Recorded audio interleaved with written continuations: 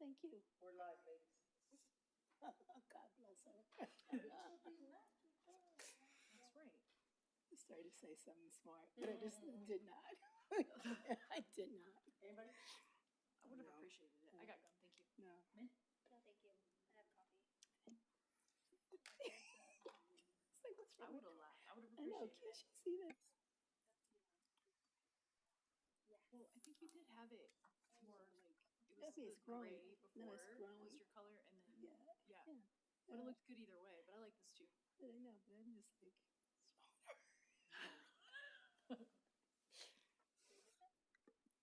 you did miss it, girl. Don't worry about it, though. It's all good. Thank you. Let's tell somebody else. Thank you. What you think.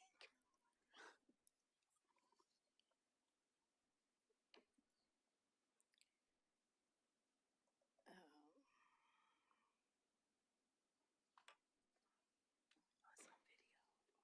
Yes, it's on. Okay. We're live.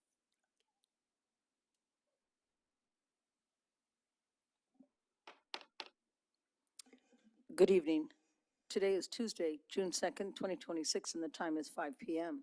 I will now call the meeting of the Victorville City Council and the same council sitting as the Victorville Library Board of Trustees, the Southern California Logistics Airport Authority, successor agency to the redevelopment agency, the city as a housing access assessor, Joint Powers Finance Authority, and the Victorville Water District. Madam Clerk, will you kindly call the roll? Councilmember Godam. Here. Councilmember Irving. Here. Councilmember Mora. Here. Mayor Pro Tem Harriman. Here. Mayor Becerra. Here. We have quorum. Thank you, ma'am. Madam Clerk, are there any requests to speak? No, Madam Mayor. Thank you very much. Then we will move on to declaration of closed session items by the city attorney. Mr. Dobranowski, you're up.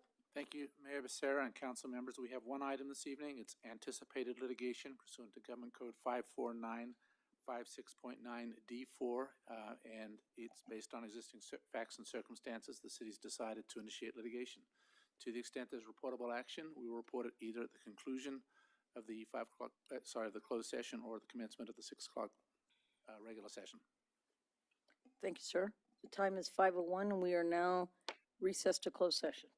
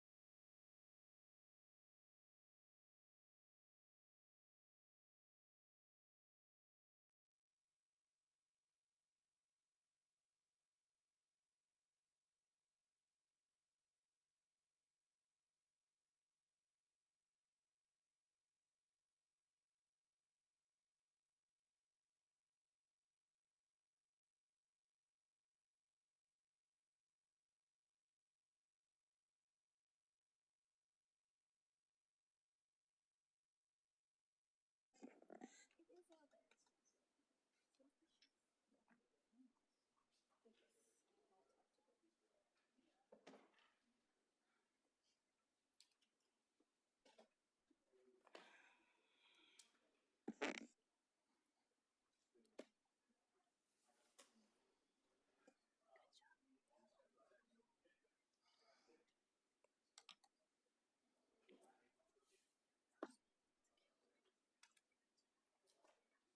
yes, I am. Call me so I can tell you no, don't.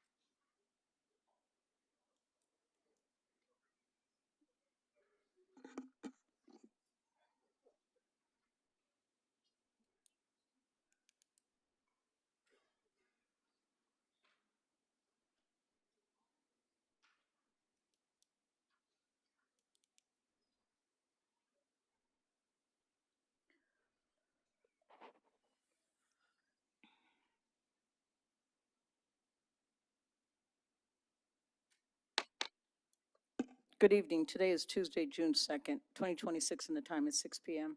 The regular meeting of the following will come to order. The Victorville City Council and the same council sitting as the Victorville Library Board of Trustees, the Southern California Logistics Airport Authority, successor agency to the redevelopment agency, the city as a housing asset successor, Joint Powers Finance Authority, and the Victorville Water District. Madam Clerk, will you kindly call the roll? Councilmember Godam. Here. Councilmember Irving. Here. Councilmember Mora. Here. Mayor Pro Tem Harriman. Here. Mayor Becerra. Here. We have quorum. Closed session announcement by Mr. DeVernowski. Thank you, Mayor Becerra and council members. We had closed session this evening pursuant to Government Code 54956.9 D4, potential litigation.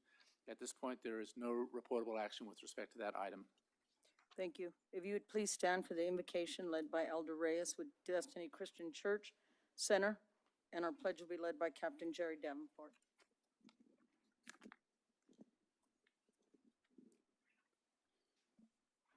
Father, we want to take time and thank you for Jesus. God, we thank you for this day in which you have made. For you declared that this is the day in which the Lord hath made, and we will rejoice and be glad in it. And so, Father, we thank you even now for this time, this set aside meeting time, and we pray that the peace of God would rest upon us. Father, as decisions are made, discussions are talked, and Father, we pray that our heart would be that of Solomon, that we would seek the wisdom of you and the guidance and the direction in decision making, in leading this city. And so, Father, you commanded us to pray for those that are in authority. And so I pray for these, Father, the council members and those that represent Victorville. And God, I pray that you would meet them, sustain them, lead them, and direct them and protect them as, Father, they govern, Father, for the betterment of Victorville. And so, Father, I thank you for those that are here, seated in the chairs, Father, to hear, to bring forth, to speak. And I pray that hearts would be open, ears attentive, that which is desired, that which is required, that which is necessary, and that which makes peace in this place, let it come to fruition. And so, Father, we thank you now that all would be well, that at the end of the night, we would declare peace be unto this place and unto your people. And all that we do, God, we give you glory in Jesus' name. Amen. Please join me in a pledge of allegiance. Ready, begin. I pledge allegiance to the flag of the United States of America and to the republic for which it stands, one nation, under God, indivisible, with liberty and justice for all.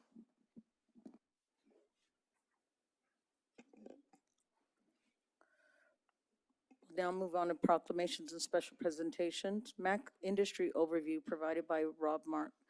Mr. Metzler, I'll turn it over to you.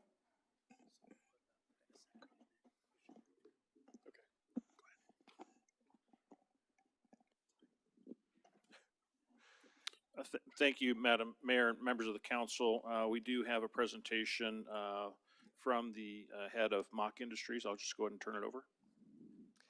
Thank you, council members, Victorville community and leadership. Thank you for the time, and we're glad to be here to introduce ourselves. I'd like to start with a quick video, and then I'll continue.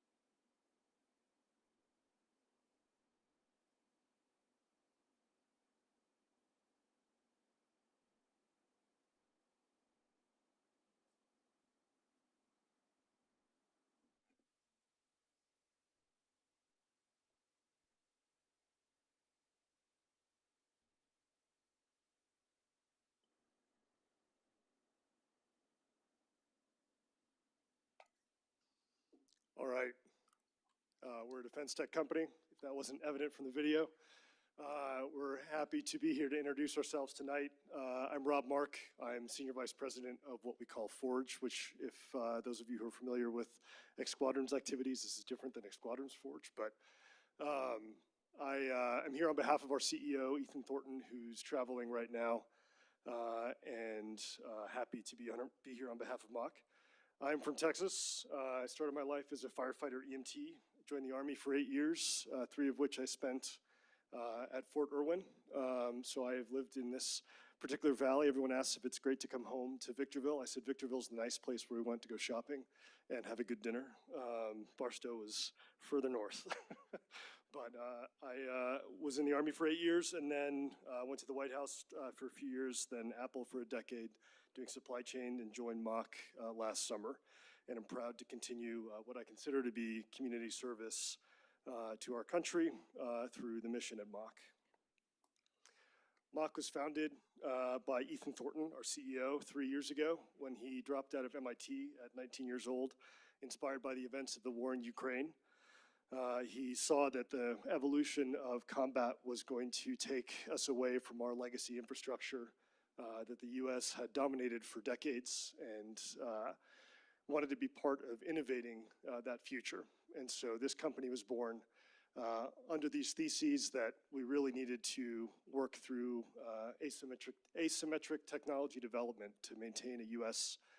dominance and create deterrence. And that's our philosophy on product development. Pick the products that will create the best deterrence, develop them fast with a mind towards full autonomy and sustainable, resilient supply chains focused on vertical integration of key components. So our leadership team for Mock Industries to date, broad swath of people from deep industry experience across automotive and aerospace, consumer electronics, other drone and defense primes and startups. A really great team led by, again, Ethan Thornton, top left, our founder and CEO. Our products at a very high level are all low-cost attritable systems, 2 of which on the left, Viper and Pike, are medium and long-range jet-powered autonomous drone platforms that do deep range effects. In the middle, Stratos is a high-altitude stratospheric balloon platform, followed by Glide, gravity munition, which we have the ability to deploy from multiple platforms. And then DART, our counter-UAS interceptor capability.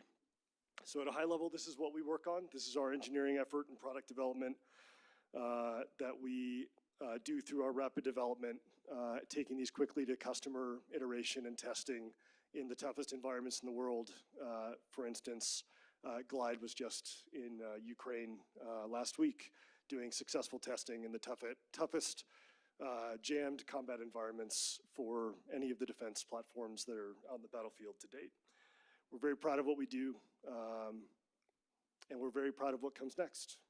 Again, vertical integration is a key part of our focus. It's focusing on key areas like jet engine manufacturing, where we have a jet engine development site in San Luis Obispo to add to our headquarters site in Huntington Beach and our San Francisco office.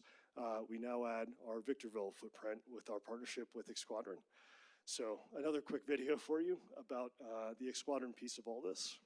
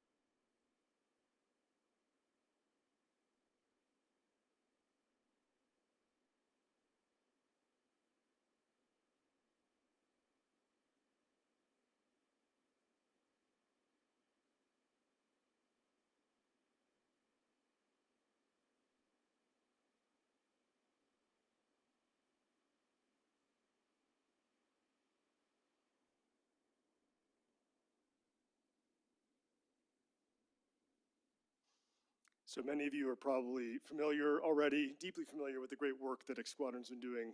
If you saw any of the coverage on the acquisition, it referenced that they've been working in Victorville area for longer than our CEO has been alive to do critical infrastructure for our country's defense. We're super proud of that. If any of you don't know how we met, it was at a hiring conference. Our head of supply chain was there. Ironically, the Xquadron team was right behind them. We've been looking for solid rocket motor supply to feed our core platforms for a while, and it was just a very serendipitous meeting that resulted in a very wonderful organic process to land us here where we are today. We're super proud of the team and the work that has been done. Kevin McMahon and Eric Schmidt, as you all know, have been great stewards of this company, founding it and growing into what it is today. And we're happy to add Kevin Greco to that leadership team today, or this with this acquisition, to help triple down on the great work that's been done and really invest and do more. So the why Xquadron?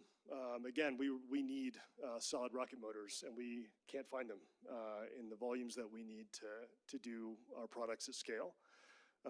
And so for us, this is a very natural marriage of capabilities, working to partner with a great team to level up on the great work that they've done to nest into our product partnerships.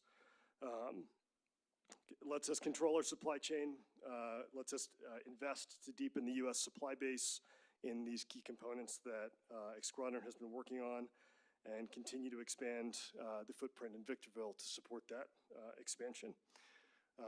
As part of this merger and acquisition, there's no layoffs planned. This team is why we are working with Xquadron, why we're interested in Xquadron.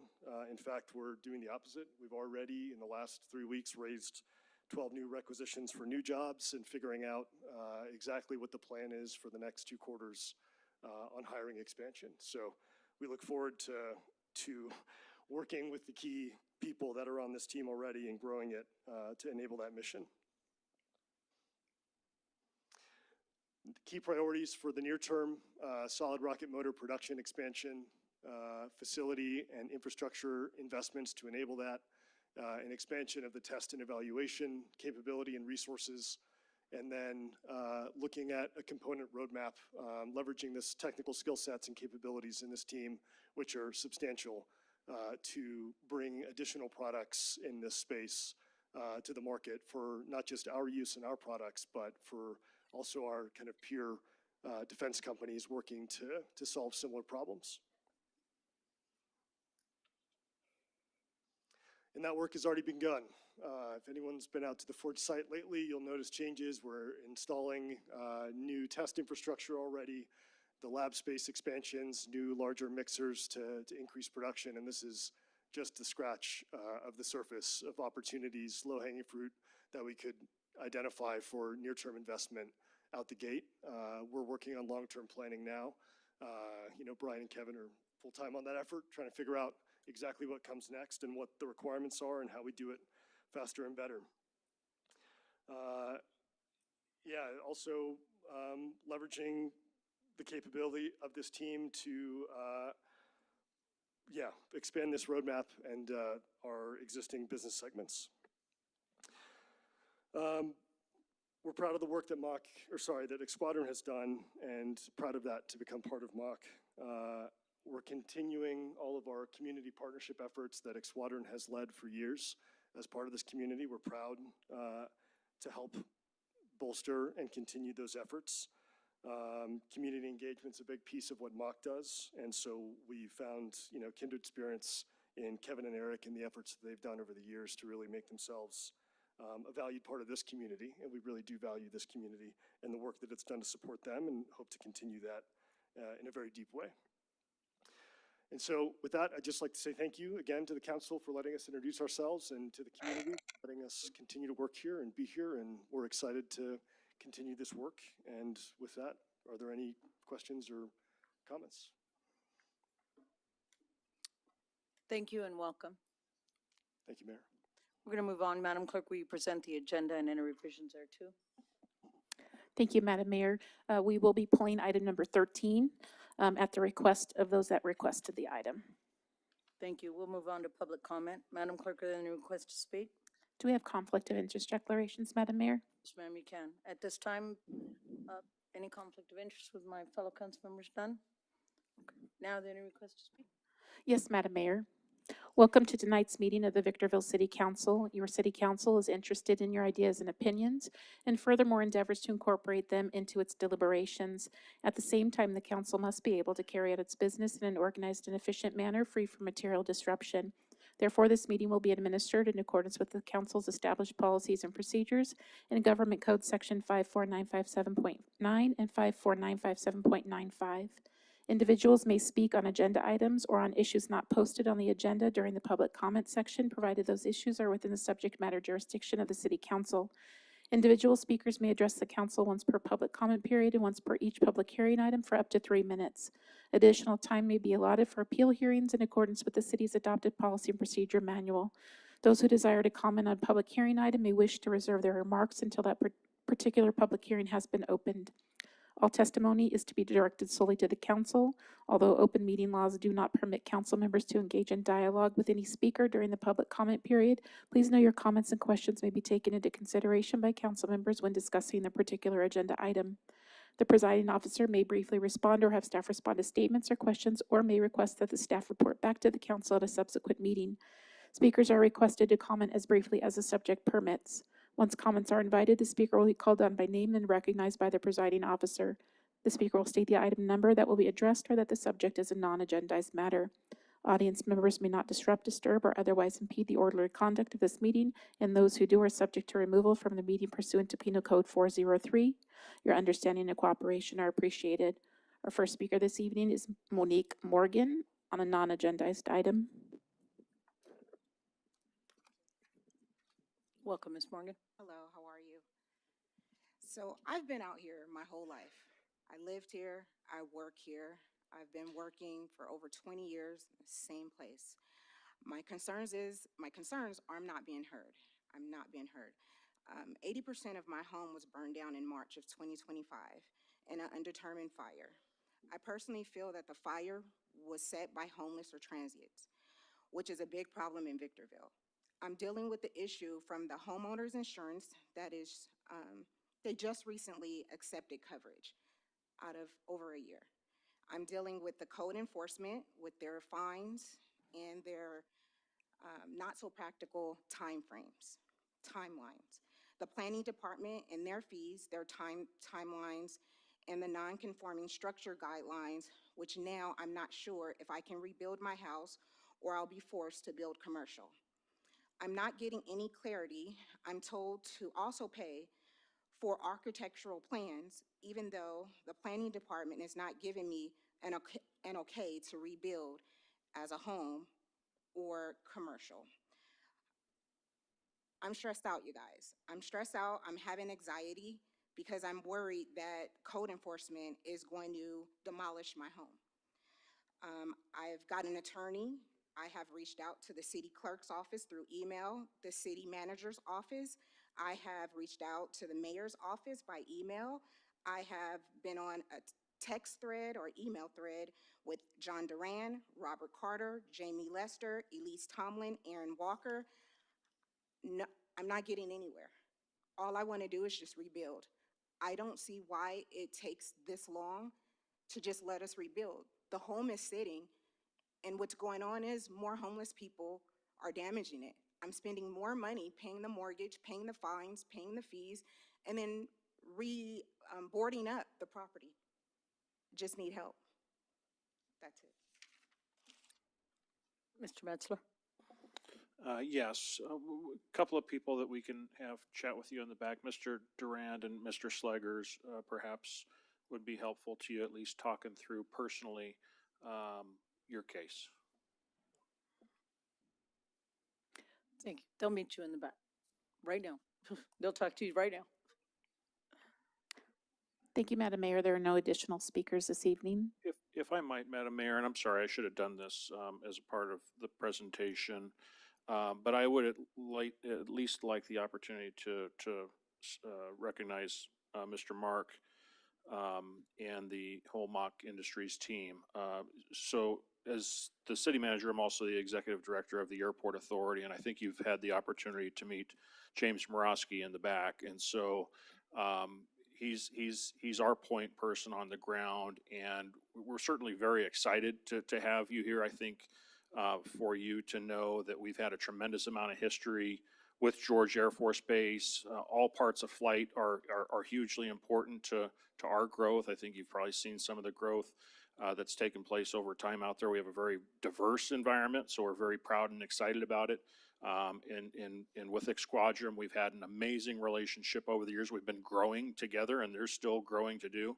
And so, at least from my perspective, I just wanted to share with you that we're looking forward to growing with you, exploring flight with you, and basically trying to be as successful together as possible. So I wanted to personally welcome you and thank you. I haven't had a chance to meet with you personally, but I certainly look forward to the opportunity where we can. Thank you. We'll move on to public hearings. Our first business of order is item 1, block wall and gates for well sites 128, 131, and 201. Approved notice of exemption and award construction contract. Mr. Metzler, would you kindly introduce this item?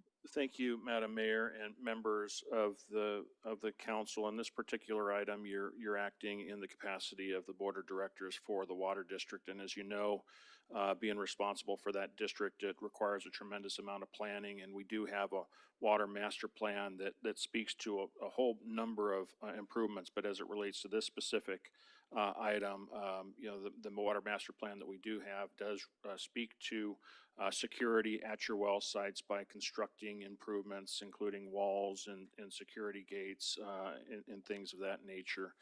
And so this is just an expansion to it. It's something that's actually supported by your rate plan. And so this item particularly involves the construction of walls and gates for 3 well sites within the district.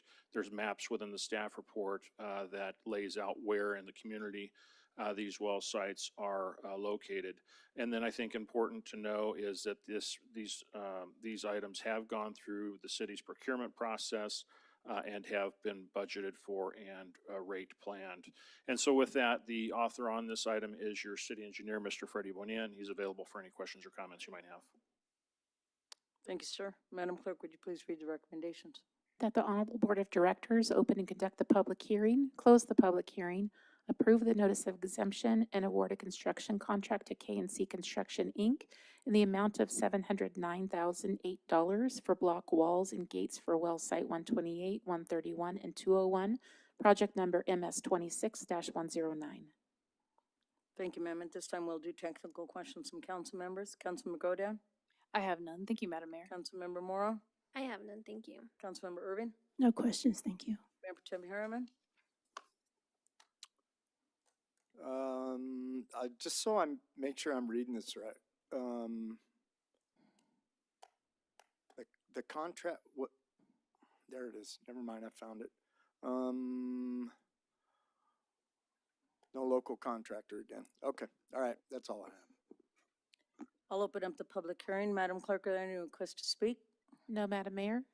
I'll now close the public hearing and invite a motion for this item. Move to adopt staff recommendation as to points 3 and 4 as presented on the agenda. I have a first by Councilman Godin, a second by Councilmember Irving. Councilman Godin, comments on the pending motion? None. Thank you, Madam Mayor. Councilwoman Irving, No comments, thank you. Councilwoman Mora, I have none, thank you. Mayor Pro Tem Harriman, I have none. and I have none. Madam Clerk, will you take the vote, please? Councilmember Godin. Yes. Councilmember Irving. Yes. Councilmember Mora. Yes. Mayor Pro Tem Harriman. Yes. Mayor Becerra. Yes. Motion passes unanimously. We've now taken action to approve points 3 and 4 of staff's recommendation as presented on the agenda. Item 2, annual budget for fiscal year 2026-2027. Mr. Metzler, would you kindly introduce this item? Thank you, Madam Mayor, members of the council. This item is in direct follow-up to the budget workshop we held with you back on May 21st, where we, as staff, presented to you the collective city budget, which is the city and its affiliated agencies, including the Water District, Southern California Logistics Airport Authority, the Library Board of Trustees, and also your role serving as successor agencies.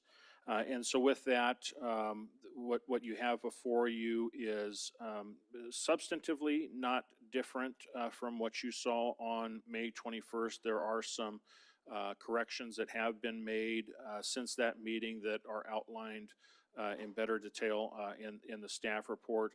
But effectively, what this item is doing is having you consider the approval of a revenue plan of $403,127,921, balanced against an expenditure plan of $396,330,012 with an aggregate surplus across all funds of approximately $6.8 million.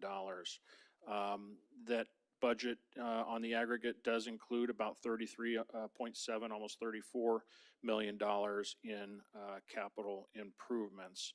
And so with that, just very generally speaking, for the record, since the May 21st workshop, the only real changes you've seen between that version and what you have here is what's on page 50 of the staff report, which since that time we did get updated numbers from the Registrar of Voters for the County of San Bernardino, where those numbers have been inputted into this budget and did cause an increase of about $200,000 to cover this upcoming 2026 election cycle. There was also some adjustments for our role as a successor agency, and we identified some corrections that needed to be made specific to the cost allocation plan that we have.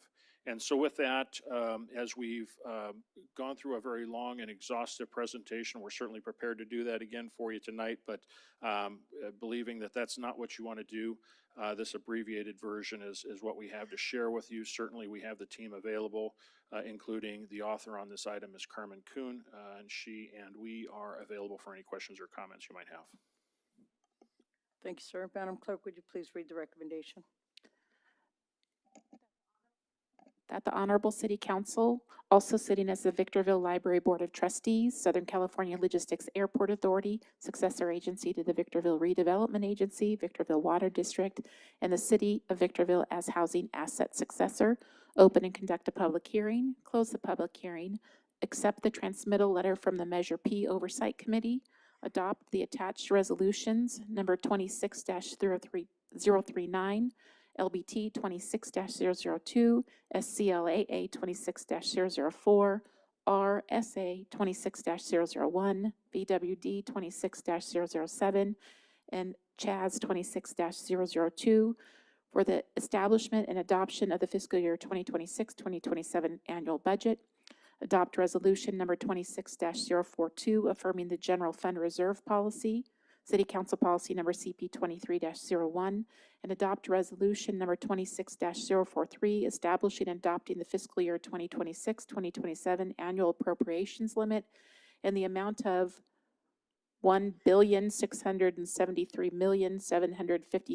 $1,673,750,243 pursuant to the California State Constitutional Article 13B, Government Spending Limitation. Thank you, ma'am. At this time, we'll move on to technical questions from council members. Mayor Pro Tem Harriman, I have none. Councilman Godan, I've already had all my questions answered. Thank you. Councilwoman Mora, I have none, thank you. Councilwoman Irving, No questions, thank you. and I have none. I'll open up the public hearing. Madam Clerk, are there any requests to speak? No, Madam Mayor. This time I'll now close the public hearing and invite a motion for this item. Motion to approve staff's recommendation as presented on the agenda. Second. I have no comment on the pending motion. Councilwoman Irving, comment on the pending motion?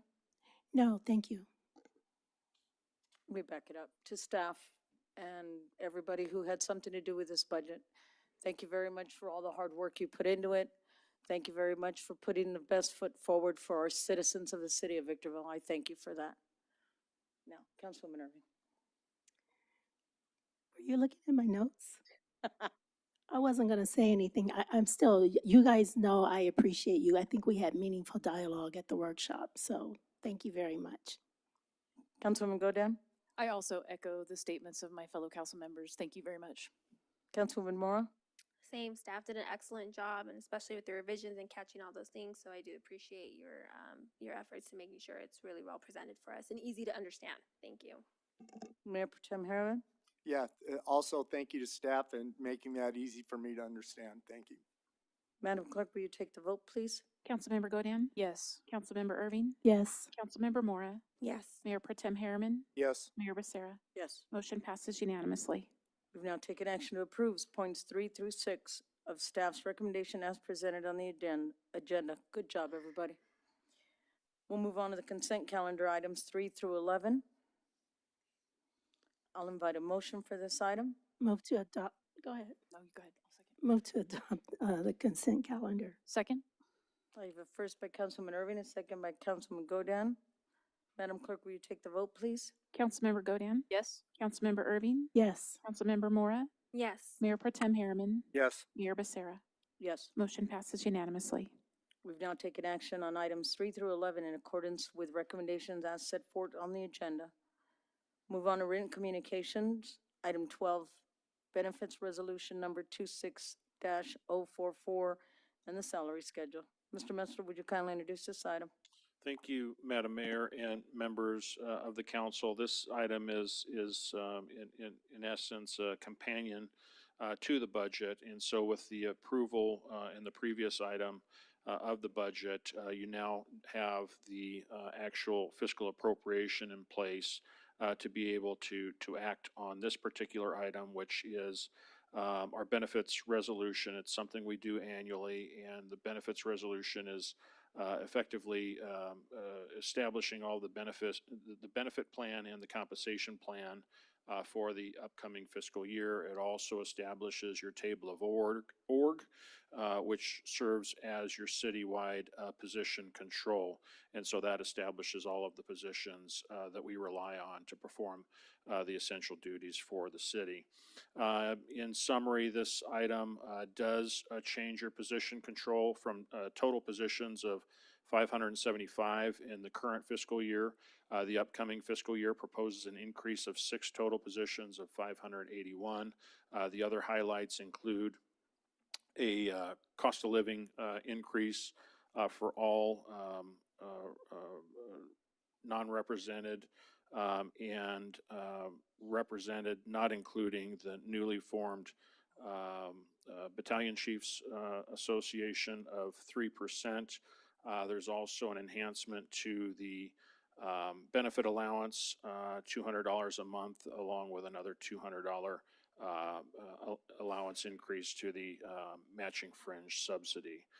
And so with that, this item has been authored by your Human Resources Officer, Ms. Heather Barber. I believe she's on via Zoom, and we're available for any questions or comments you might have. Thank you, sir. Madam Clerk, would you please read the recommendation? That the Honorable City Council adopt Benefits Resolution Number 26-044, amending the salary schedule and amending fringe benefits effective July 1, 2026. Thank you, ma'am. At this time, we'll do technical questions from council members. Councilmember Irving? I don't have any questions, thank you. Councilmember Mora? I have none, thank you. Councilman Godin? I have none, thank you. Mayor Protem Harriman? I have none. And I have none. I'll invite a motion for this item. Move to adopt staff recommendation as presented in the agenda. Second. I have a first by Councilwoman Godin and a second by Councilwoman Mora. Councilwoman Godin, comments on the pending motion? I have none. Councilwoman Mora? I have none. Councilwoman Irving? No comments, thank you. Mayor Protem Harriman? No comments. And I have none. Madam Clerk, will you take the vote, please? Councilmember Godin? Yes. Councilmember Irving? Yes. Councilmember Mora? Yes. Mayor Pro Tem Harriman? Yes. Mayor Becerra? Yes. Motion passes unanimously. We've now taken action to approve staff's recommendation as presented on the agenda. Item 14, Amendment Number 2 to the Consultation Professional Services Provider Agreement with Water System Consulting, Inc. for the on-call water engineering services. Mr. Metzler, would you kindly introduce this item? Thank you, Madam Mayor, members of the council. This item involves an amendment to an existing contract that was first originally entered into with WSC back in 2019 for on-call design-related services. This firm is a firm that we have worked with and is most knowledgeable about our water system and all of the modeling that keeps it functioning properly. And so with that, this item is brought to your attention so that we can amend the contract, adding additional compensation to that contract so that we can continue on with the outlined scope that's been provided in the staff report. And so with that, this item has been authored by your city engineer, Mr. Freddie Bonilla, and he's available for any questions or comments you might have. Thank you, sir. Madam Clerk, would you please read the recommendation? That the Honorable Victorville Water District Board of Directors approve Amendment Number 2 to the Consultant Professional Services Provider Agreement with Water Systems Consulting, Inc., Project ECS 23-026, in the amount not to exceed $654,610 for on-call water engineering services. Thank you, ma'am. At this time, we'll do technical questions from council member. Mayor Protem Harriman? I have none. Councilwoman Irving? No questions, thank you. Councilman Godin? I have none, thank you, Madam Mayor. Councilwoman Mora? I have none, thank you. And I have none. I'll invite a motion for this item. Motion to approve staff's recommendation as presented on the agenda. Second. I have no comments on the pending motion. Councilwoman Godin? I have none. Councilwoman Irving? No comments. Councilwoman Mora? I have none, thank you. Mayor Protem Harriman? No comments. Madam Clerk, will you take the vote? Councilmember Godin? Yes. Councilmember Irving? Yes. Councilmember Mora? Yes. Mayor Pro Tem Harriman? Yes. Mayor Becerra? Yes. Motion passes unanimously. We've now taken action to approve staff's recommendation as presented on the agenda. Item 15, project proposal to California Transportation Commission for local streets and road funding for fiscal year 2026, 2027. Mr. Metzler, would you kindly introduce this item? Thank you, Madam Mayor and members of the council. SB 1 was approved at the state legislature back in 2017 and increased the per gallon fuel tax along with the vehicle registration fee and requiring that those monies generated from those increases go to support roadway systems throughout the state of California. And so this funding source is one of the two certainly that we identified in the infrastructure financing analysis recently presented to you. And it's one of the requirements of the measure is effectively on an annual basis. We've got to submit projects, eligible projects, to be able to demonstrate projects needing these funds. And so this is more or less an item that we do annually, and we have done this annually. And so in this particular year, we're actually approving an item that adds 2 additional roadways to the project list, one being the stretch of Bear Valley Road from Bellflower to Monte Vista, along with the Mojave Drive, the entire length from 395 to 7th Street. And so with that, once this item, presuming it's approved, gets approved, that gets submitted to the CTC, making us eligible to receive directly those funds. And so with that, this item also is authored by your city engineer, Mr. Freddie Bonilla, and he's available for any questions or comments you might have. Thank you, sir. Madam Clerk, would you please read the recommendation?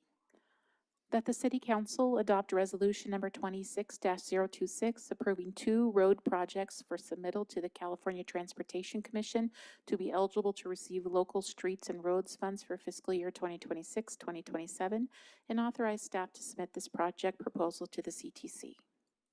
Thank you, ma'am. This time we'll do technical questions from council members. Councilwoman Mora, I have none, thank you. Councilwoman Godin, I have none, thank you. Councilwoman Irving, No questions. Thank you, Madam Mayor. Mayor Pro Tem Harriman, I have none. and I have none. I'll invite a motion for this item. Motion to adopt staff's recommendation as presented on the agenda. Second? A first by Mayor Becerra and a second by Councilwoman Moore. Yes. I have no comments on the pending motion. Councilwoman Mora, comments on the pending motion? Just want to thank staff again. I know it's not easy to compile these reports, but this really gets us the funding we need to fix some of our roads, so thank you. Councilwoman Godin, I echo those sentiments. Always good to see road projects getting tackled. Councilwoman Irving, I agree with my colleagues. Thank you for putting together the report, and I look forward to you submitting the proposal. Thank you. Mayor Pro Tem Harriman, I have none. Madam Clerk, will you please take the vote? Councilmember Godin, Yes. Councilmember Irving, Yes. Councilmember Mora, Yes. Mayor Pro Tem Harriman, Yes. Mayor Becerra. Yes. Motion passes unanimously. We've now taken action to approve staff's recommendation as presented on the agenda. Item 16, consideration of 1, resolution number VWD 26-009, accepting the 2026 water cost of service/rate study, authorizing preparation and mailing of notices of public hearing regarding the proposed changes to water service rate pursuant to Prop 218, and setting the date, time, and location of the public hearing on the proposed water service rates. And item 2, resolution VWD 26-001, adopting a written objection administrative exhaustion procedure pursuant to Assembly Bill AB 2257, applicable to water rate setting proceedings under Prop 218. Mr. Metzler, would you kindly introduce this item? Thank you, Madam Mayor and members of the council. This item is in direct follow-up to a workshop we held with you back on April 27th, 2026 of this year, basically to discuss the proposed 5-year rate plan. And so with that, this item really kicks off the next step in the collective Proposition 218 process. And so with that, we do have your author, Mr. Doug Matthews, here to tee things up. We do have a brief presentation from him and Kim Baylor of Bartles and Wells, basically to give a high level view of what this is, the next steps, and I believe there's specific attention going to be given to questions this council had with respect to the capital improvements. Thank you, Mr. Metzler, and good evening, Honorable Mayor and council members. We do have a brief presentation today. I know this is a follow-up to the workshop, as Mr. Metzler mentioned, that happened on April 27th. This is just to give some high-level overview. You asked about capital improvement projects at that meeting that we didn't have teed up, so we have the opportunity to talk about that a little bit as well tonight. They're working on it. Okay. You know, it's been about 5 months we've been working on this. It's a marathon, but at times it's been a sprint. It's taken a big team to do this. We certainly have our consultant online tonight, Kim Baylor, our principal with Bartle Wells. We'll run through this presentation, and she's available to answer any technical questions you might have.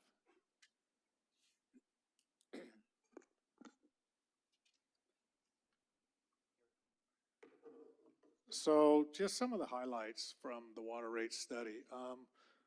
We're pretty proud to be able to keep this at a 4% rate increase, especially considering that, and that's a yearly increase that we're looking at, but especially considering that barely exceeds cost of living, annual cost of living percentages, while funding $36.5 million of capital improvement projects and operating expenses that run between $40 to $45 million per year for the next 5 years.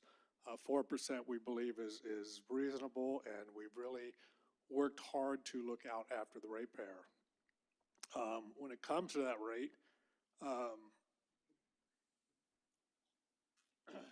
I bought this bottle of Smart Water today at the gas station.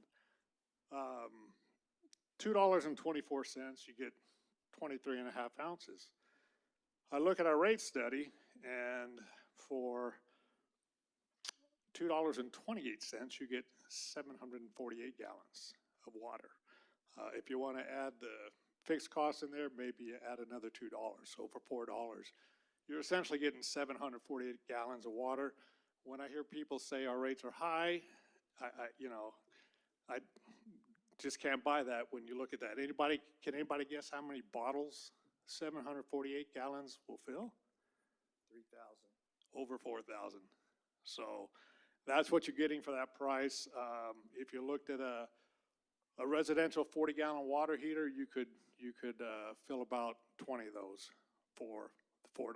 So, you know, I don't see our water being expensive. I think it's a very good product at a good price.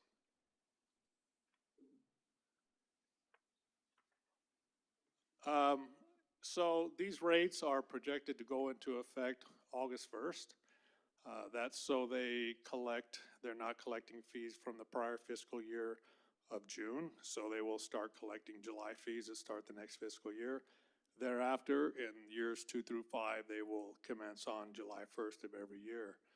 One of the key aspects of this rate study is, as you might recall from the workshop, is that we're moving from a 2-tier rate to a single-tier rate that has a little bit of impact on our rates. Part of that is, or most of that is just because of the court cases out there right now that are challenging the tiered rates, and they're going to the Supreme Court. We don't feel we want to be in a position to be challenged in this rate, so we're going back to a single tier for the time being. You could see a 2-tier rate maybe during the next rate study, depending on how the court cases come out. One of the other things we're doing is we're paying off the remaining bond debt from Baldy Mesa for our arsenic facilities to treat arsenic. There's about $7.255 million left on that. We have the money to pay it off. With that, we'll be able to move annual fees of about $1 million into our Fund 410 to cover costs and keep these rates at a 4% increase. So that's a big benefit. You'll also see the arsenic surcharge go away as well for ratepayers in the WID 2 or Baldy Mesa service area. We'll have to work through the LAFCO process to make all this happen, but essentially we'll be hopefully dissolving Water Improvement District 1 and Water Improvement District 2 for good at that point. The updates you'll see possibly from the workshop, we did update the personnel costs for Coal and Fringe for fiscal year '27.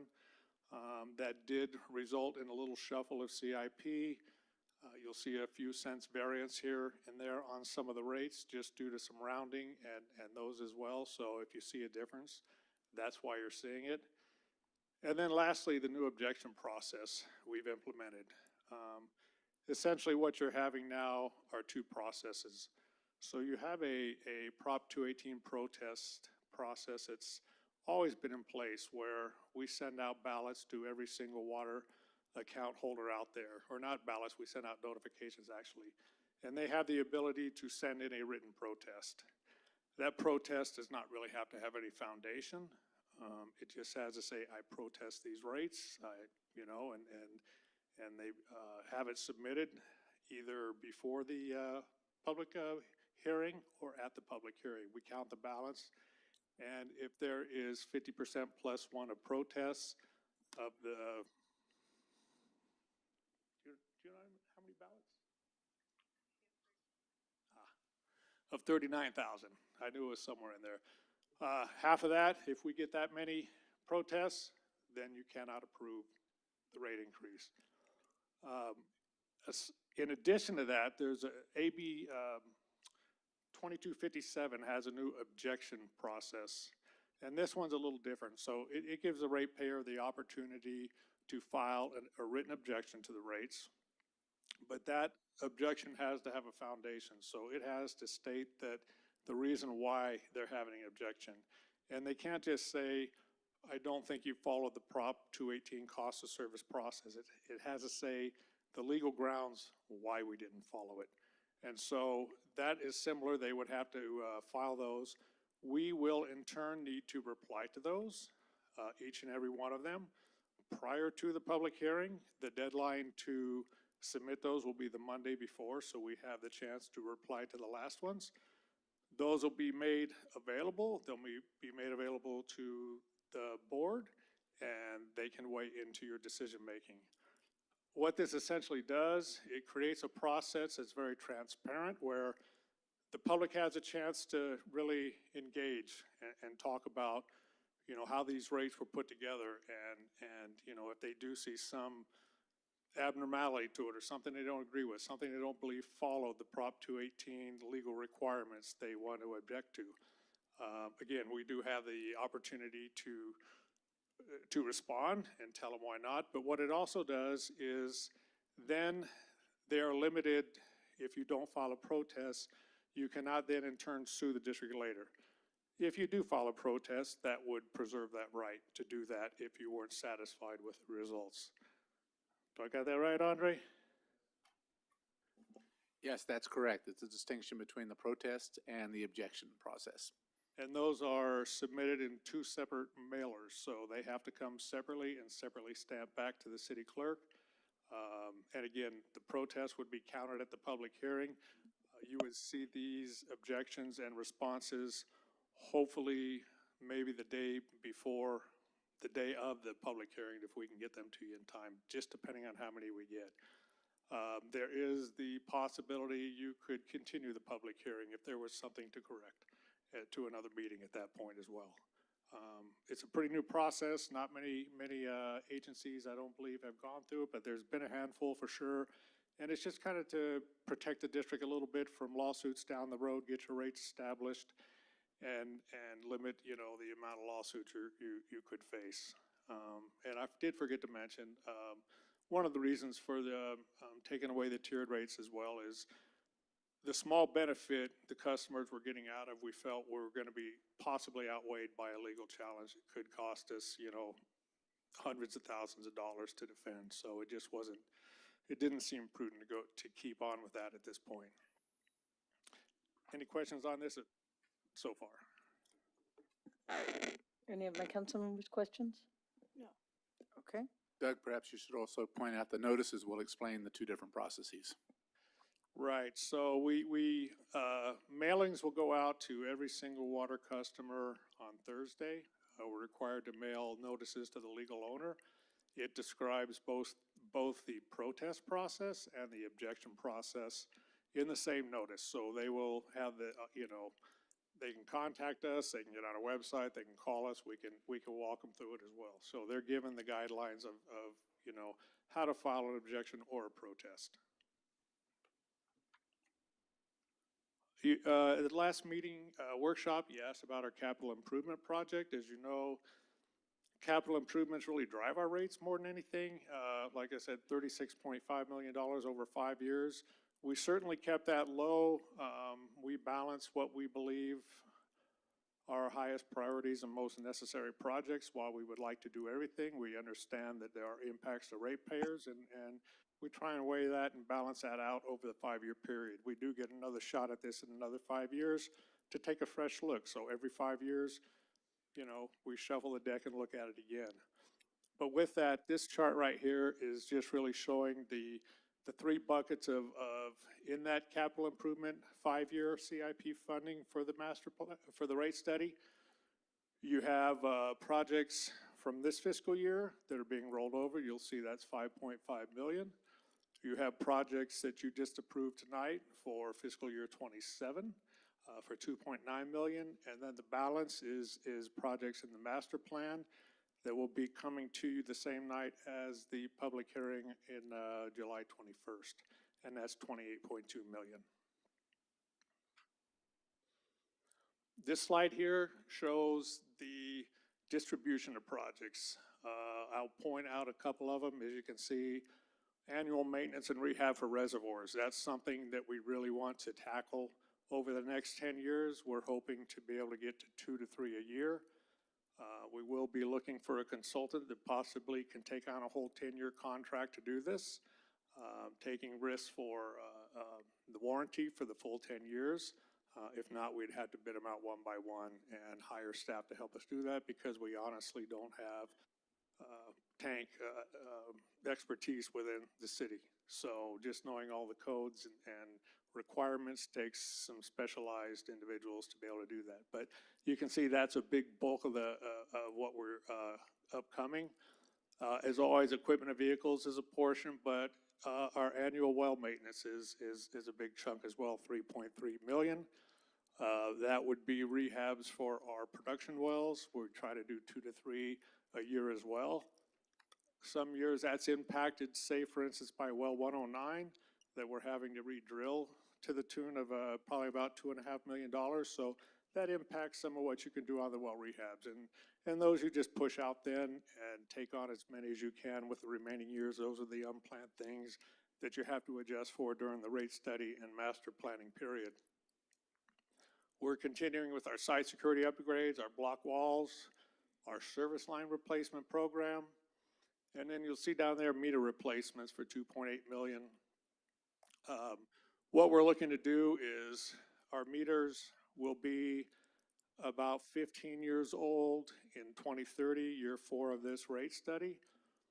So we want to spread out the cost of replacement because they only have a 20-year warranty. So we're looking to spread that cost out over a 10-year period, beginning when the oldest meters are 15 years old, and it would end when as they were put in a 5-year period when the last ones were 20 years old, when they're just running out of warranty. That would give us the ability to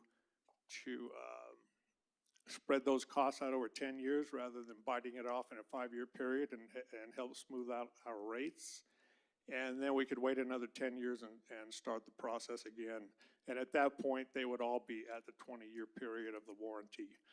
We certainly don't want to wait for them all to fail and just be stuck with a big cost of having to replace, a lot of meters at once. So we want to be proactive in that vein. We have emergency generators, SCADA improvements, booster station maintenance, and a few pipeline improvements. You'll see the pipeline improvements being a fairly low number comparatively. We've done a lot of pipeline replacements the past 5 to 10 years, a lot of old steel water mains, and our system's in pretty good shape. While we do have some left to do, we feel it's more important right now to tackle our reservoirs, our water tanks, and our wells at this point, and some of the other projects. But again, after this 5-year period, we can certainly take a look at that again. This chart right here is essentially showing what the first one did. It's just showing the costs over a 10-year period. We do look at these costs over a 10-year period. We want to be forward-thinking so that, you know, we can keep the rates smooth through the 10 years. So during this, we do take a look through that period. Even though you can only approve the rates for a 5-year period, we want to take a look and see what's coming down the road and what we're projecting and predicting for the 5 years after that as well. So what you're seeing there are master plan projects in the dark blue. Again, you're seeing the fiscal year rollover 26 in the yellow, the budgeted fiscal year 27 in the green. A little bit of that will roll over just because of the duration of the project. And you're also seeing what's left and budgeted for fiscal year 26 for CIP. Current year plus next 10 years, $76 million, and that's all within that 4% rate increase over the 5 years. We're pretty proud of this as well. If you look, our current rates and our proposed rates are very far to the left on the low end of the scale. We feel we have a very robust system. We're proud of it, and we're glad to be able to keep our rates this low while still taking care of our system. So we believe this is a great slide to show. And this is showing customer bill impacts. These are both single-family residential, just showing some low month, average month, and peak month. For 3/4 inch and 1 inch meters, you'll see a slight increase. But if you go to the multifamily residential, you're going to see actually decreases for the 3/4 inch and the 1 inch meter, and that's predominantly because of the tiered rates, and that's one of the impacts of it. So a benefit to those customers as well. But one thing I will let you know as well, if you were to calculate rate changes in the very first year of a rate study, and we're telling you what it really is a 4% rate revenue increase over that year. It's not really going to equate in the first year to every class of customer getting the same exact percentage of increase or decrease, because we are adjusting so many factors within the rate study to make the cost of service argument and make it fair and equitable. So you won't really see it in the first year, but in the years after that, then you'll see them increase, you know, in each class by roughly 4% after that. Here's your commercial water bill comparison as well for a typical 3/4 and 1 inch meter. And again, they're seeing a reduction. And that's, again, the tiered rate structure, you know, creating that. So our next steps, we will need to mail our Proposition 218 notices. If we get that approval tonight, we'll need to get those notices in the mail through our vendor InfoSend. On Thursday, we will collect and count protests. Again, tonight we'll schedule the public hearing for July 21st. It'll get us within the 45-day notification period. We'll be collecting and responding to the objections as we get them, so we have time to work with our rate consultant and our city attorney's office to respond. And we would be holding a public hearing on the 21st for the board of directors to consider adopting the rates. If no majority protest exists, then you have the ability to implement these new rates. Lastly, I just want to say, this takes a big team to make this happen. I want to thank our consultant, Barta Wells, and specifically Kim Baylor, one of the principals for that agency, who's one of the experts in performing rate analysis and cost of service analysis. She's assisted by Ashley Wong. We have our admin team, who's probably done the heavy lifting for the district. That's led by Mel Kretchen, with help from Alex Garcia and Annie DeRoe. Our city attorney's office has been instrumental with Andre and more specifically Tara, working a lot of hours on this project. And our operations team that's informed the water master plan as well as the rate study on projects needed.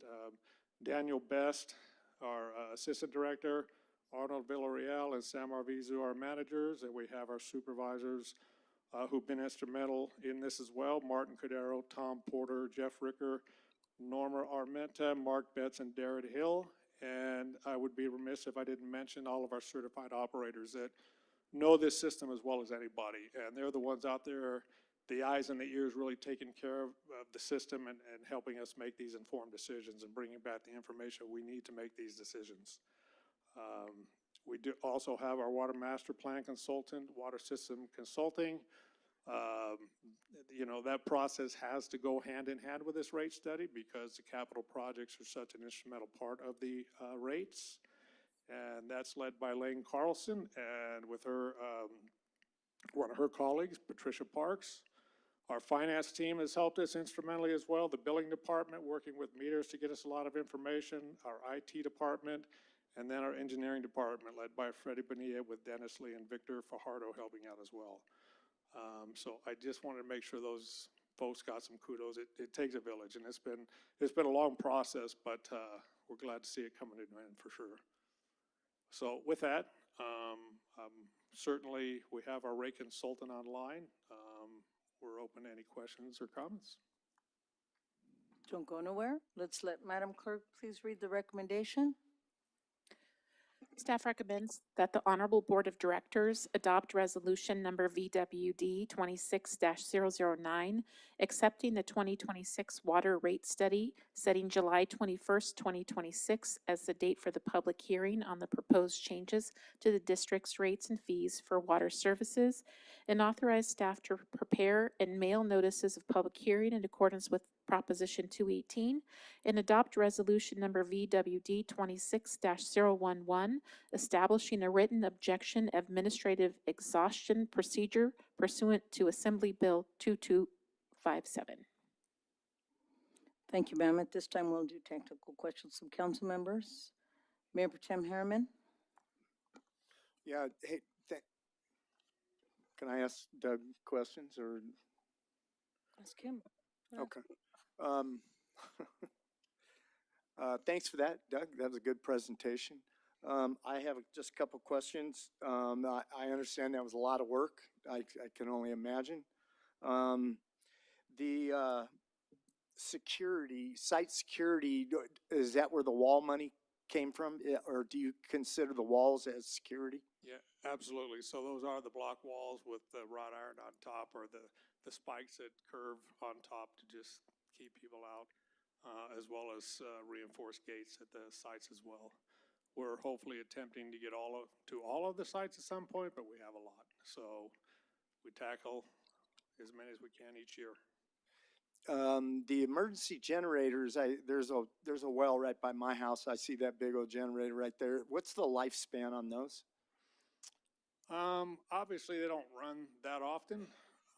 They do run for testing. We don't really run into that many emergencies. I don't have an exact amount of years, but 20 to 30 years, I'd imagine at least. Usually what happens is they just become outdated and you can't get parts for them anymore. And they just become, they're just going to get aged, not from use, but just, you know, due to the age of the equipment. So, and also there's carb requirements out there as well. And sometimes we run into those issues. So, you know, I would hope to get a good 20 years plus out of them. The service line replacement. Now, when I toured with you, when I got elected, there was a crew. Is that the service line you're speaking of? The copper from the street to the meter? Correct. That's replacing the plastic service lines that were put in a couple decades ago that just have issues. They split quite often. That's predominantly the leaks we get in the summer more than anything, and we've been replacing those with copper as we get the opportunity. One of the reasons there's money in there too is when we do roads, we like to replace those service lines as well ahead of that, so we're not digging up a new road that's been, you know, rehabbed or paved. So, you know, we keep money in there to keep that program going as well. The mailer goes to only the homeowners. It doesn't go to the tenants. Correct. It goes to the owner of record. It goes to their mailing address on file with the county. So that virtually the owners are the only ones that can protest. Correct. Okay. And those protests have to state their name, their, you know, account, their address and whatnot. Okay. Hey, that's all I have. Councilman Godin. Thank you, Madam Mayor. Yes, I have a couple questions. First, Mr. Metzler, it's when, at first glance, when you look at specifically the residential price increase, it can seem like a lot. We're looking at, for average water use, $4.02 up to $6.69 affecting a monthly bill. But in actuality, when I dig into this, as I understand it, is we're trying to be proactive about the tiered structure possibly being ended. And so we're trying to be ahead of the game. And so when we look at this, this is not just the effects of the rate increase at the 4%, but also changing it from a two-tiered structure to a single-tiered structure. Is that correct? That is correct. So when we're looking at this and we realize that that is happening, if you look at the other graphs, we see actually that commercial is getting a decrease while residential is getting an increase. Is that correct? Correct. So we're pretty much assuming that that tiered structure is going to be changed and everybody's going to have to comply with a single tiered structure. Is that correct? Yeah, and the reason for it is that there's a larger landscape involving legal challenges to water agencies throughout California that have these tiered rate structures. And I think typically we're used to seeing agencies having those where they're using their rate structures really to try to encourage water conservation.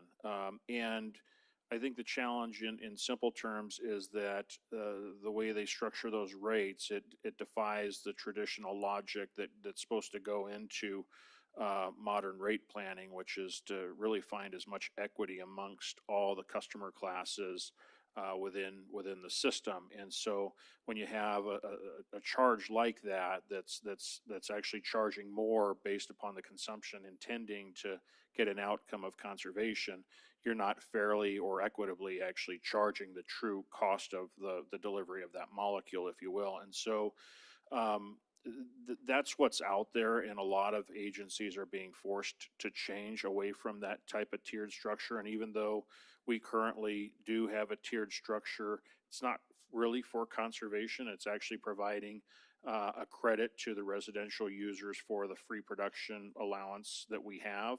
So different, and we certainly believe we are defensible in how we have our tiered structure, but just the simple optics of having a tier structure, definitely presents the potential for a challenge. And then, of course, the potential to have to defend and spend a tremendous amount of money that, in theory could cost a lot more than the actual cost it is to provide that free production allowance to the ratepayers.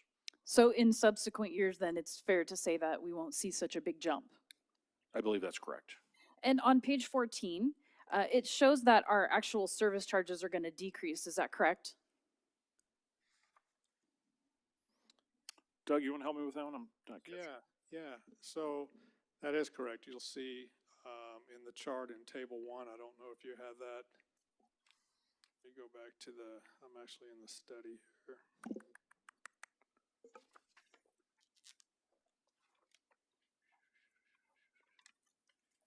Page 888 of the agenda.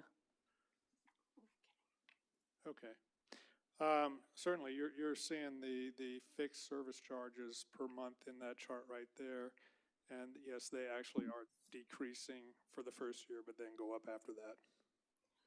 And is this also affected by the change in tier structure? Correct. Okay. It's just, you have to look at everything holistically when you do this. So when you reshuffle the deck on this, you're just really pulling everything apart and putting it back together and calculating your true cost of service, discounting that free production allowance. So,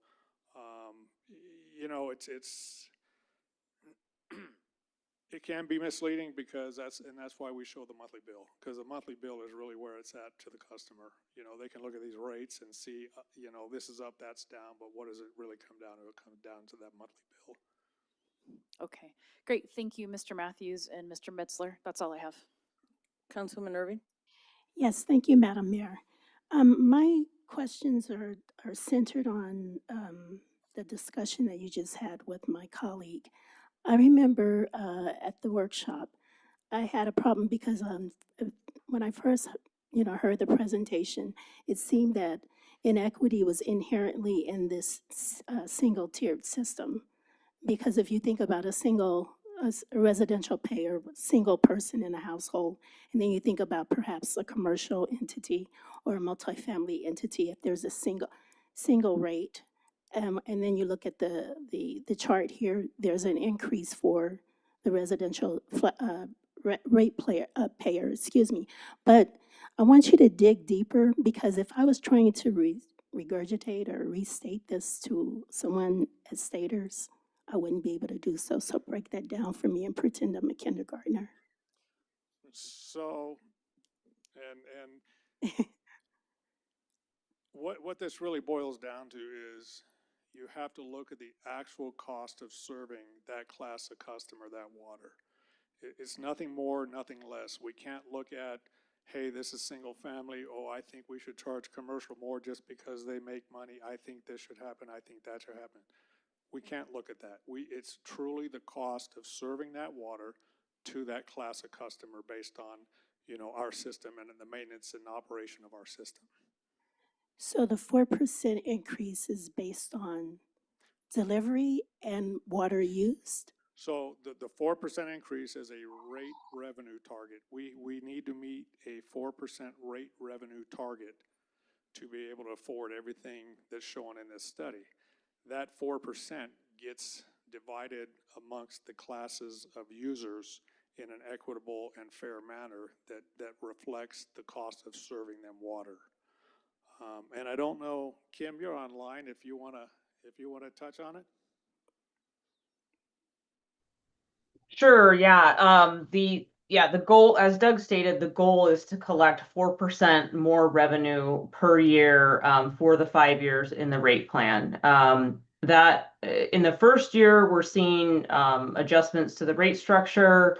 We're seeing the fixed and variable charges changing due to the cost of service analysis. So a number of pieces of data went into developing how we're allocating costs to each component of your rate structure. And then going forward in future years, it's a 4% increase to the charges in the next fiscal year. So for fiscal year 26-27, we're having, more, different changes to different rates because of the cost of service analysis. And then starting in fiscal year 27-28, all the charges get increased by 4% per year. So it's the first year when we're just redistributing the revenue requirements to each component of the rate based on the cost of service analysis. And when you break down all the components that go into serving water, it's a very mathematical analysis that comes up with this. It really truly looks at every aspect of running this water district and allocates cost classes and everything to these customers. And so what would you say?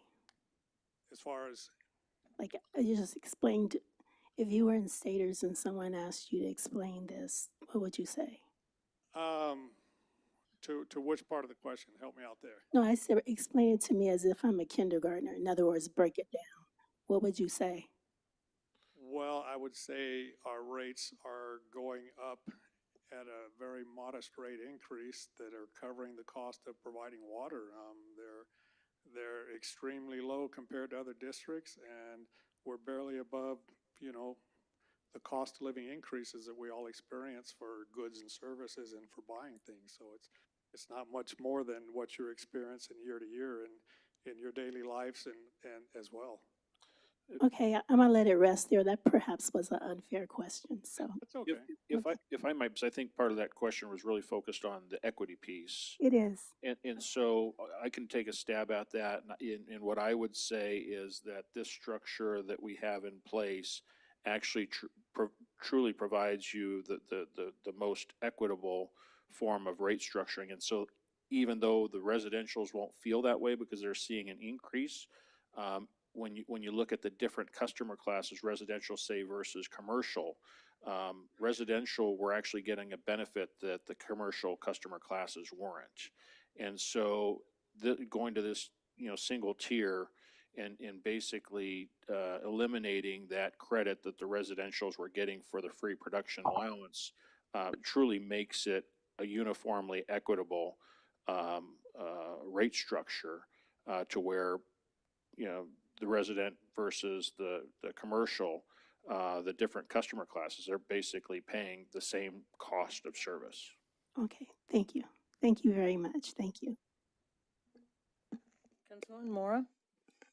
Okay, thank you very much for all of that information. A lot of my questions were answered, but it's kind of the same, right? So this is all the money that we are collecting on these bills are just for cost for service, and then with our 5-year, project plan. So by doing it this way and doing these projects year by year, tackling so many, helps to keep the cost down, is what you're saying, instead of doing everything all at once or getting stuck in an emergency where we did not do some upgrades or infrastructure repairs. So these capital improvement projects are necessary, but gradually it's not as expensive as if we were to do it all at once, right?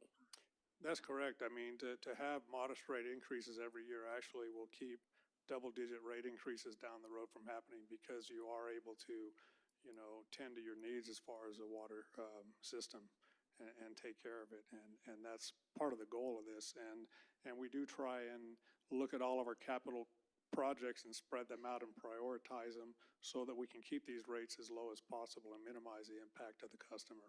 I'm pretty proud to be able to just give a 4% increase when I look around some of the other districts, to be honest with you. No, absolutely. I don't think we realize how much work and staff effort it does take to provide water, right? And looking at the graph here, I mean, we are considerably, with a recent rate study, we're considerably on the lesser side of the spectrum for our neighboring cities and towns. So I appreciate that. Thank you. Mr. Metzler, I have a question. On page 888, it's probably going to go to Doug, but drought surcharges, 10% conservation, 20, 30, 40, and 50% conservation. Are those drought surcharges what the state of California says we have to pay, or what the city of Victorville says?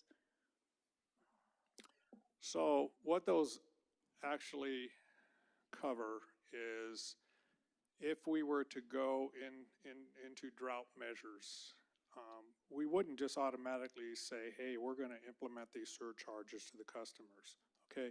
These are meant to cover shortfalls in revenues. So if we quit pumping as much water and our revenues decreased because our sales decreased, if it got to a point where it hurt our revenues to a point where we weren't keeping our reserves or having to dip into reserves or not being able to do certain things, then we would have the ability to enact these drought surcharges, but it would go through the same type of process similar to what we're going through now. So it would have to go through an action of the board to make that happen. So it's not saying, hey, if the California says we need to conserve 10% or we say we need to conserve 20, it's if our revenues drop to those levels, we have the ability to enact. But we wouldn't react all that quickly. If you look, they're very small increases. We would look to cover the costs. We would look to defer capital. We would look to, do whatever we can not to. It's just a measure in place that if we needed to, it's there. Okay. Thank you very much. I'll have a motion for this item. Motion to approve staff's recommendation as presented on the agenda. Second. I have no comments on the pending motion, but thank you very much to you and staff that put this together. Thank you very much to you and your team, Mr. Metzler. Councilwoman Godin? I agree. Thank you for the wonderful presentation and breaking it down for us even further. That was very helpful. Councilwoman Mora?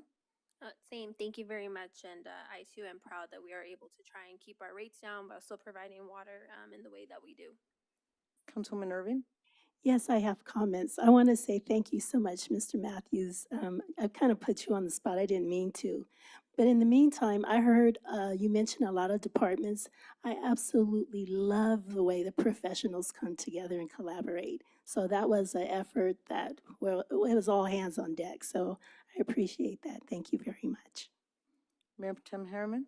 Yeah, I'd like to echo that also. I'm actually really, that was great, Doug. You and all your guy.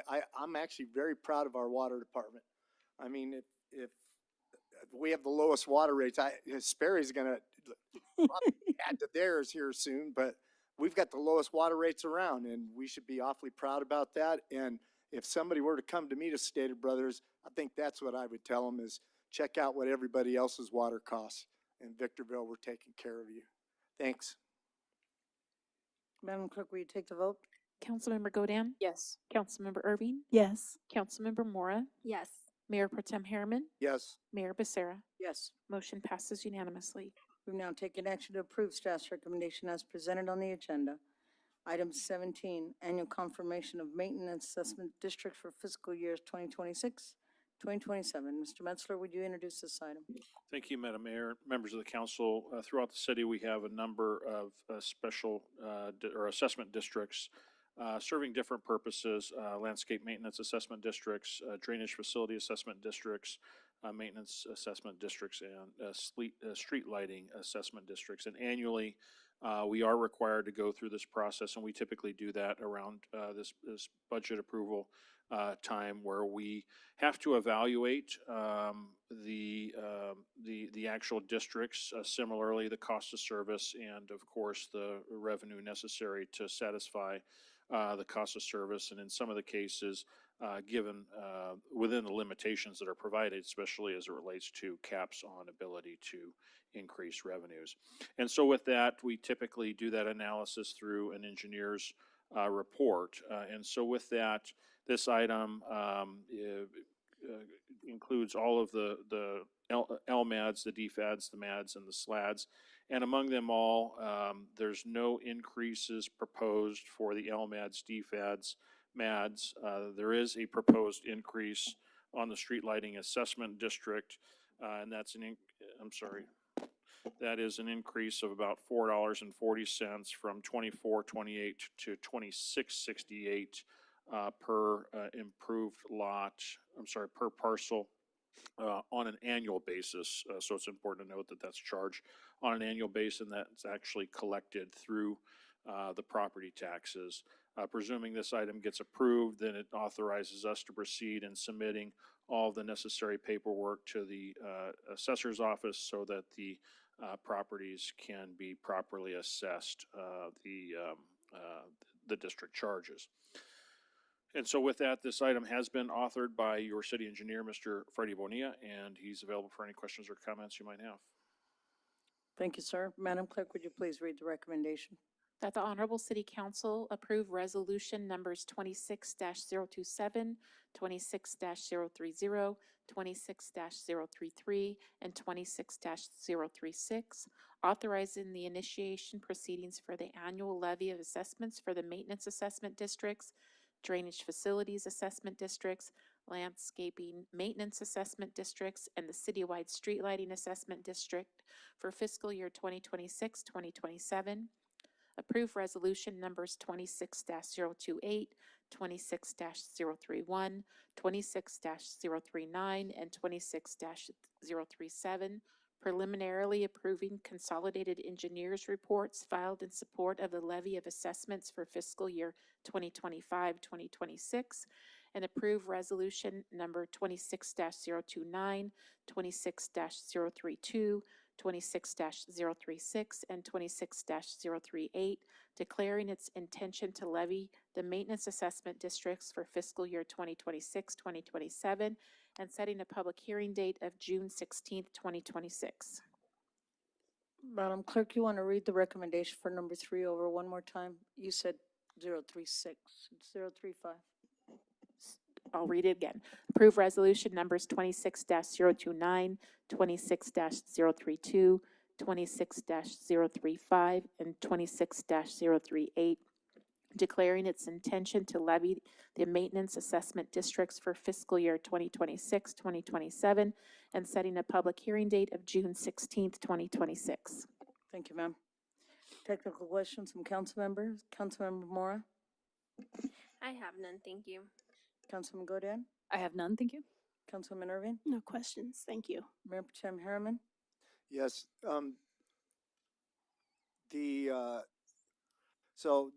know the LMAD 1 through 4 does not have an escalator. The ones that do, they still are not getting an increase? That's correct. Okay, that's a good thing, isn't it? Yes, we've been able to make the money work, given last year's, rate and yeah, believe that's sufficient to cover this upcoming fiscal. Okay, all right, thank you. That's all I have. I'll invite a motion for this item. Motion to approve staff's recommendation as presented on the agenda. Second. I have no comments on the pending motion. Mayor Protem Harriman, I have none. Councilwoman Nervy, No comments, thank you. Councilman Godan, None, thank you.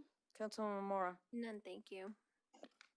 Madam Clerk, will you take the vote, please? Councilmember Godin, Yes. Councilmember Irving, Yes, Councilmember Mora, Yes. Mayor Pro Tem Harriman, Yes. Mayor Becerra. Yes. Motion passes unanimously. We've now taken action to approve staff's recommendation as presented on the agenda. Item 18, amendment number 8 to the waste disposal agreement between the County of San Bernardino and the City of Victorville. Mr. Metzger, would you introduce this item? Thank you, Madam Mayor and members of the council. This item involves access, not just by Victorville. It's ultimately an agreement that also gets entered into by the other cities in the county of San Bernardino that rely on the county's landfill system to support the disposal of local refuse.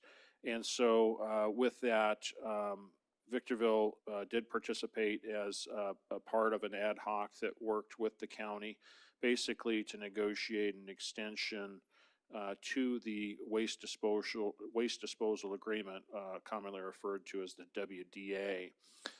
And that as a process has been going on for about 9 months, if not a little bit longer, and ultimately with the goal of getting an agreement in place before the ending term of the current contract, which is June 30th, 2026. And so with that, this item before you reflects what has been worked out between the ad hoc committee for the represented cities, along with the county of San Bernardino. And so with that, what this item does do is it largely mirrors the contract already in place. It does have a slightly better rate, slightly reduced rate.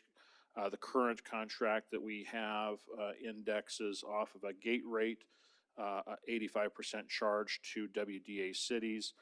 This contract actually indexes off the gate rate to the order of 83%, so a slight reduction there in the total cost per ton for WDA cities to dispose to the landfill, which will create some savings to the respective cities' solid waste programs. And then with that, also a part of this agreement is instead of a short term, this does extend for a term of 9 years. And so it would effectively end in 2035. And so with that, those are really kind of the highlights of this arrangement. It will provide continued access by Victorville to the Victorville landfill for the disposal of its waste materials. The author on this item is your Director of Public Works and Water, Mr. Doug Matthews, and he's available for any questions or comments you might have. Thank you, sir. Madam Clerk, would you please read the recommendation? That the Honorable City Council authorize the mayor to execute Amendment Number 8 to the waste disposal agreement between the County of San Bernardino and the City of Victorville. Thank you, ma'am. At this time, we'll do technical questions from council members. Mayor Pro Tem Harriman, I have none. Councilwoman Irving, no questions, thank you. Councilman Godan, I have none. Councilwoman Mora, I have none, thank you. and I have none. I'll invite a motion for this item. Move to adopt staff recommendation as presented in the agenda. Second. I have a first by Councilwoman Godan, a second by Mayor Pro Tem Harriman. Councilman Godan, comments on the pending motion? Thank you, Madam Mayor. Yeah, I just want to thank staff for this. This is a start. We still have some ground that we need to take with the county and come to some agreements, but this is a start. This is good in our favor, and so thank you for all of your work and your proactiveness, setting a precedent. There's 15 other cities in this, so I'm proud that Victorville is taking a stand on this, but this is a start. Thank you. Mayor Pro Tem Harriman? I would just echo what Councilwoman Godan stated, that's all. Councilwoman Mora? The same, it's a start, but I appreciate all the staff's effort slowly reduce this, and then hopefully we'll have some more progress by the time this contract is up. Councilwoman Irving? To staff, I appreciate what you do. Thank you for working hard for us. I don't know why I'm losing my voice, but Get through this real quick. you'll get to it. Okay, thank you. Mr. Metzler, to you and staff, thank you for working with both Burtech and Athens to make this possible. To you and your staff for caring about the citizens of the city of Victorville. Thank you, sir. Madam Clerk, will you take the vote, please? Councilmember Godin, Yes. Councilmember Irving, Yes, Councilmember Mora, Yes. Mayor Pro Tem Harriman, Yes. Mayor Becerra. Yes. Motion passes unanimously. We've now taken action to approve staff's recommendation as presented on the agenda. Item 19, calling for the general municipal election and consolidating with the statewide election with the San Bernardino County Register of Voters. Mr. Metzler, would you kindly introduce this item? Thank you, Madam Mayor and members of the council. As we do have an election coming up in November, state law does provide for us to allow for the consolidation of our election into a countywide effort. And as we've traditionally relied on the county registrar of voters to undertake our election process, this item effectively carries on that same tradition. And so with that, this item also does incorporate the estimates that have been shared with us by the ROV for this upcoming election, which would include an election for 2 district seats along with a general measure. And so with that, the author on this item is your city clerk, Ms. Jennifer Thompson. She's available for any questions or comments you might have. Thank you very much. Madam Clerk, would you please read the recommendation? That your Honorable City Council adopt resolution number 26-040 for the holding of a general municipal election and adopt resolution number 26-041 for the consolidation of the general municipal election. Thank you, ma'am. Technical questions from council member. Councilman Godin? I have none, thank you. Councilman Mora? I have none, thank you. Councilman Irving? no questions. Thank you. Mayor Pro Tem Harriman? I have none. And I have none. I'll invite a motion for this item. Move to adopt staff recommendation. Second. I have a first by Councilman Godin, a second by Councilman Irving. Councilman Godin, comments on the pending motion? None, thank you, Madam Mayor. Councilman Irving? No comments. Thank you. Councilwoman Mora? I have none, thank you. Mayor Pro Tem Harriman? I have none. And I have none. Madam Clerk, will you take the vote? Councilmember Godin, Yes. Councilmember Irving, Yes, Councilmember Mora, Yes. Mayor Pro Tem Harriman, Yes. Mayor Becerra. Yes. Motion passes unanimously. We've now taken action to approve staff's recommendation as presented on the agenda. Item 20, cancellation of the July 7th, 2026 and August 4th, 2026 regular city council meetings. Mr. Metzler, would you kindly introduce this item? Thank you, Madam Mayor and members of the council. Just looking forward, especially considering the summer months coming upon us. Typically, for the July 4th or the meeting that's around the July 4th, because of the holiday and/or because of extended weekends where employees are taking vacations, which we certainly are encouraging to do around this time of year. Typically, we have difficulty with having staff available to actually prepare an agenda, so that's typically why we would recommend canceling the meeting that's around the July 4th. And then the meeting in August very traditionally conflicts with National Night Out, and the council has traditionally wanted to participate in National Night Out, and being that that event is hosted at a park in the community, certainly been difficult for the council to be in 2 places at one time. And so traditionally, we've been canceling the first meeting in August as well for that conflict. Thank you, sir. Madam Clerk, would you please read the recommendation? Any action is at the discretion of your Honorable City Council. Technical questions from council members. Councilwoman Irving? no questions. Thank you. Councilwoman Mora? I have none, thank you. Councilman Godin? I have none. Mayor Pro Tem Harriman? I also have none. And I have none. I'll invite a motion for this item. Move to cancel the July 7th and August 4th, 2026 regular city council meeting. Second, We have a first by Councilman Godin, a second by Councilwoman Irving. Councilman Godin, comments on the pending motion? No comments. Councilman Irving? no comments. Thank you. Councilwoman Mora? I have none, thank you. Mayor Potem Harriman? I have none. And I have none. Madam Clerk, will you take the vote? Councilmember Godin, Yes. Councilmember Irving, Yes. Councilmember Mora, Yes. Mayor Pro Tem Harriman, Yes. Mayor Becerra. Yes. Motion passes unanimously. We've now taken action to approve the cancellation of the city council meetings. Item 21, city manager reports. Mr. Metzler, you're up.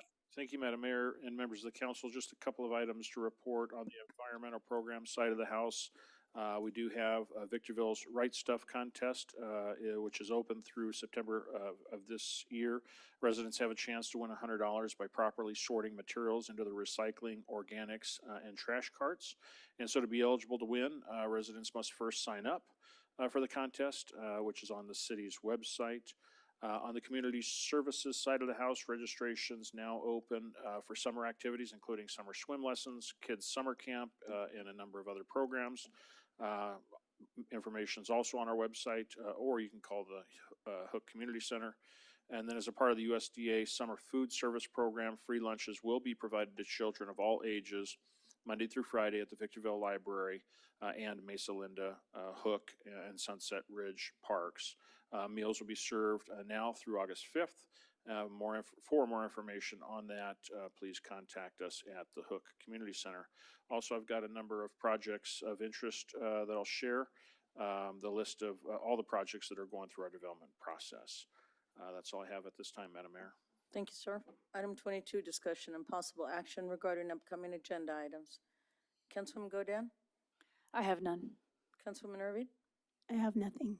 Councilwoman Mora? I have none, thank you. Mayor Potem Harriman? None. And I have none. Item 23, reports from council members. Councilwoman Mora?